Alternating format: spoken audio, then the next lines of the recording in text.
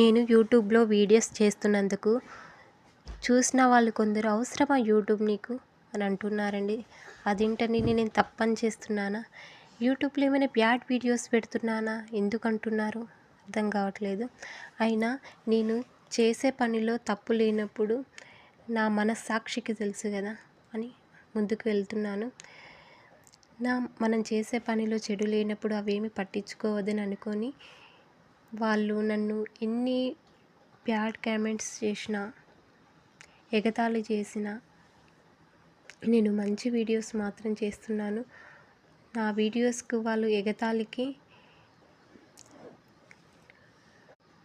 చోటు ఇవ్వకుండా మానిటైజేషన్ అయ్యేలా చేసుకొని నన్ను ఎగతాళి చేసిన వాళ్ళకి నేను మనీ సంపాదించి చూపించాలి అనుకుంటున్నాను.